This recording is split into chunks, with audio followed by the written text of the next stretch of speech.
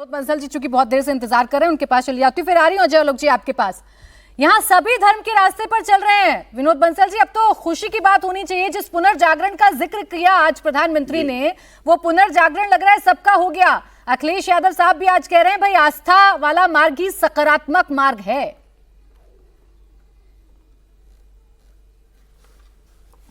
प्राची, मैं आपके सभी सुधी दर्शकों को और जो पैनलिस्ट बैठे हुए हैं उन सबको जय श्री राम बोलते हुए कहूँगा कि आज वास्तव में एक भव्य दिव्य दिन है, जहाँ पर के तीन बातें एक साथ संयोग के साथ मिली हैं। एक तरफ जो है ना भगवान श्री राम की जो विवाह पंचमी है, तो दूसरी तरफ धर्म ध्वजा का लहराना। वो धर्म ध्वजा वास्तव में मैं राम मंदिर की धर्म ध्वजा नहीं मानता, वो राष्ट्र मंदिर की धर्म ध्वजा है। और आप देखिए कि धर्म के मार्ग पर राष्ट्र चल पड़ा है और वो और सतत गति के साथ, तेज गति के साथ चलेगा। साथ ही साथ और हमारे महान गुरु तेग बहादुर जी की 350वीं जो है ना वो अपने बलिदान दिवस भी है। आज वो भी स्मरण करने का दिन है कि किस प्रकार से मुगलों और आतंकियों और आताताई जो औरंगजेब ने उनका इसी दिल्ली के अंदर शीश कलम किया था। गुरुद्वारा शीशगंज इस बात का द्योतक है, उसको बार बार वो हमें चिढ़ाता है कि आखिरकार गुरु महाराज के साथ कैसे कैसे हुआ। आज भी जो परिस्थितियां बन रही है प्राची जी, वो परिस्थितियां कुछ उससे कम नहीं है। आज जिस तरह से रामद्रोहियों की एक फौज तैयार हो गई है भारत के अंदर, और आप देखिए आपके पैनल पर बैठे हुए विद्वान प्रवक्ता भी इस बात को कह रहे हैं कि हमें राजनीति के लिए हमें तो लाठी डंडों का भी इस्तेमाल करेंगे, हम राजनीति के लिए जो है ना नौकर और मालिक की व्यवस्था को हम बरकरार रखेंगे। आप देखिए कि ये जिस तरह से स्लेवरी के माइंडसेट से ये जी रहे हैं ना जी, और जिस तरह से लाठी डंडों की बात अभी बंगाल के अंदर अब होती आई है, अब नहीं होने वाली। अब चुनाव आयोग पहले से सख्त है, और अब SIR आने के बाद में सारे के सारे घुसपैठी सारे भाग रहे हैं। और आप देखिए कि अब राम राज्य की पुनर्वापसी हो रही है। मैं कहना चाहता हूं, देखिए कि जिस तरह से अब ये बाबर राज्य लाना चाहती है TMC, उसकी भी कलई खुल गई है। कुछ लोगों के मन में लड्डू फूट रहे हैं कि जो राम मंदिर नहीं गए, राम मंदिर तब नहीं जाएंगे क्योंकि बीजेपी ने बनाया, ऐसा इनकी भ्रांति है। लेकिन वो राम मंदिर नहीं जाएंगे, वो बाबरी की इंतजार कर रहे हैं। मुझे लगता है कि जिनका नाम धर्मेंद्र है, नाम तो धर्मेंद्र है, मुझे धर्म पे चलने वाले व्यक्ति लगते हैं, लेकिन वो जो है ना अधर्म की बात क्यों करते हैं। आखिरकार आप तो जा सकते हो ना धर्मेंद्र जी, आप गए ना राम मंदिर नहीं गए। मुझे देखिए व्यक्तिगत रूप से ये सभी लोग बहुत अच्छे व्यक्ति हैं, धर्मनिष्ठ व्यक्ति भी हैं, लेकिन दुर्भाग्य से क्या है, जिस पार्टी को सपोर्ट करते हैं प्राची जी, वो पार्टी उनको धर्म के मार्ग पर चलने नहीं देती, उनको कुधर्म और अधर्म के मार्ग पर लेके जाती है। और वो पहले से सीखा पढ़ा कर रखती है कि नहीं राम की बात मत करना, राम की बात करते के साथ ही आप तो हिंदू हो जाओगे। और आपको बात करनी है सिर्फ और सिर्फ मुस्लिम तुष्टीकरण की, जिहादी तुष्टीकरण की, आतंकियों को पालना पोसने की, और अब देखिए विघटनकारी शक्तियों को बल देने की। जिनके कैबिनेट में ऐसे व्यक्ति हों जो भारत माता को डायन कहते हों, जिनके चुने हुए जो प्रतिनिधि राज्यसभा में और लोकसभा में जाकर के अब वंदे मातरम का विरोध करते हुए तिरस्कार स्वरूप भाग जाते हैं। बिल्कुल ठीक है, लेकिन विनोद बंसल जी वो तो हो गई इतिहास की बात। आज देखिए पूर्णता की बात अखिलेश यादव जी कह रहे हैं, राम मंदिर का जिक्र आप कर रहे हैं, तो वो भी केदारेश्वर मंदिर मना रहे हैं, वो भी केदारेश्वर महादेव मंदिर के पूर्ण होने का संकल्प ले रहे हैं, और कह रहे हैं फिर उसके बाद अन्य मंदिरों के दर्शन का संकल्प भी पूरा करेंगे। मैं पूछ लेती हूँ बाबरी तो बना सकते हैं, मंदिर बनाने का काम पूछ लेती हूँ ना विनोद बंसल जी, आपने धर्मेंद्र यादव जी का नाम लिया तो नहीं पूछ लेती हूँ। धर्मेंद्र यादव जी बता दीजिए जरा, ये जो अन्य मंदिरों के दर्शन का संकल्प है जिसे पूरा करने की बात आज अखिलेश यादव जी कर रहे हैं, इसमें राम मंदिर शामिल है कि नहीं? आप प्राची जी पहले बंसल साहब के सवाल का जवाब दे दूं, उन्होंने निजी सवाल पूछे दो, तो मैं इनके बताना चाहता हूं कि मेरे दो बड़े सौभाग्य हैं। एक तो मैं कृष्ण वंशज हूँ, ये मेरा सौभाग्य है, आपको नहीं मिला, पता नहीं पिछले जन्म में आपने क्या किया होगा, भगवान ने सौभाग्य आपको नहीं दिया। सुन लीजिए, अब सुन लीजिए भाई, बीच में मैंने नहीं बोला था। दूसरा मेरा जो बड़ा सौभाग्य है, मैं अयोध्या में, मेरी जन्मभूमि है, मैं पैदा हुआ हूँ अयोध्या में, ये मेरा दूसरा सौभाग्य है। और तीसरा जो बड़ा सौभाग्य वो आपको भी है, इस राष्ट्र में मुझे जन्म मिला है, इस देश की मिट्टी का मैं बेटा हूँ, ये मेरा तीसरा सौभाग्य है।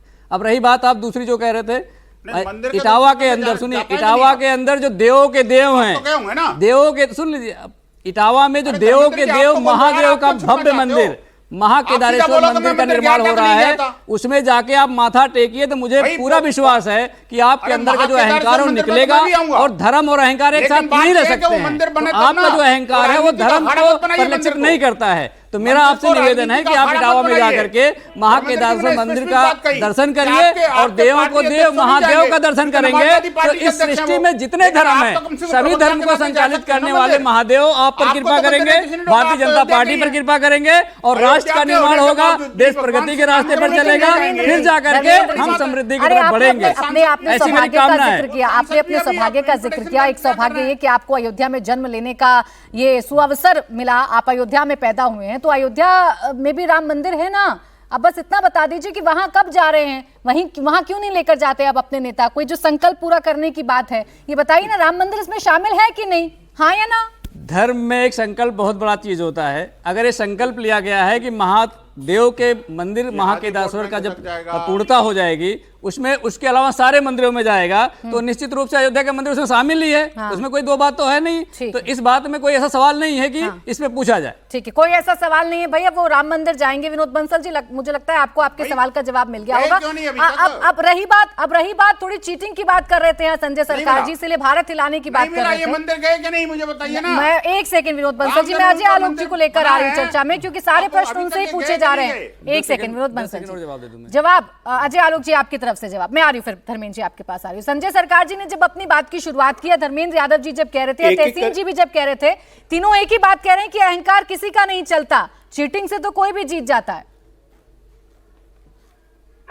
देखिए हम तो भारतीय जनता पार्टी संजय जी रुकता है, इसलिए ना टीपू का अहंकार चला। बोले अजय आलोक जी। इसलिए ना टीपू का अहंकार चला, ना तेजस्वी का अहंकार चला, ना लालू का अहंकार चला, ना राहुल गांधी का अहंकार चला। अहंकार तो सही में नहीं चलता है।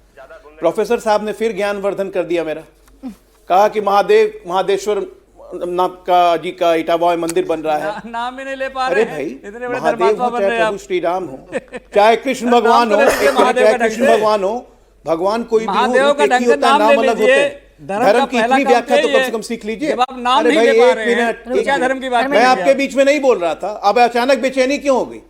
भगवान को भी बांटने लगे आप लोग, भगवान को ही बांटने लगे कि इस मंदिर का संकल्प जब तक पूरा नहीं होगा कोई और मंदिर नहीं जाएंगे। अलग अलग भगवान है क्या? हमारे प्रभु एक है, हमारी देवी एक है, बांटिए मत इसको। हिम्मत है तो दूसरे को जरा बांट के दिखाइए ना, आपको बांट देगा। इसलिए धर्म की व्याख्या इस तरह से नहीं करनी चाहिए। मंदिर जाना है ये कोई मतलब नहीं होता है कि वो मंदिर जब तक पूरा नहीं होगा तब तक किसी मंदिर को नहीं जाएंगे। किसको समझा रहे हैं? मूर्ख समझा हुआ है क्या देश की जनता को? अगर इतना ही महादेव का ख्याल था तो 2012 से लेकर 17 तक काशी विश्वनाथ को क्यों बांध के रखा था? क्यों नहीं उसका प्रॉब्लम सॉल्व किया? क्यों नहीं कॉरिडोर बनाया? आज बड़े महादेव याद आ रहे हैं आपको? आपके लक्षण लोग जानते हैं। कुंभ जैसे महातीर्थ में आपने मुख्य ट्रस्टी आजम खान को बना दिया था। ये तो आपके धर्म के प्रति आस्था है, इसलिए आपके धर्म की आस्था क्या है हम सब जानते हैं। अब आइए जरा इन पे। तहसीन जी बहुत बोल रहे थे दुर्योधन।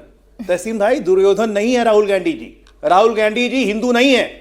दुर्योधन की मां गांधारी थी, जिनमें तेजस्वी शक्ति थी, जिन्होंने अपने जीवन को सिर्फ अपने पति के लिए जीवन भर अपने आंख पे पट्टी बांध ली। सोनिया गांधी गांधारी नहीं हो सकती हैं। इसलिए कृपया करके राहुल गांधी जी को दुर्योधन की संज्ञा मत दें। हमारे हिंदू संस्कृति में दुर्योधन को भी महान मनाया जाता है। उसने गलती की थी, उसको गलती की सजा मिली, ठीक है ना? तो दुर्योधन राहुल गांधी नहीं है, क्योंकि वो हिंदू नहीं है। इसलिए हिंदू धर्म की इस तरह से व्याख्या करना फिर हिंदू धर्म का अपमान करना होता है, जो आप लोग बार बार करते हैं। अब आते हैं संजय सरकार जी पे। संजय सरकार जी, मोटरसाइकिल की रेस नहीं चल रही थी जहां मोदी जी घुस गए, अमित शाह को बैठा के ले गया, जीत गया। मोटरसाइकिल की रेस अभी बंगाल में चल रही है। हर बॉर्डर पे जाके देखिए, मोटरसाइकिल नहीं, बैलगाड़ी पे, बस पे बैठ बैठ के वापस बांग्लादेश भाग रहे हैं बांग्लादेशी।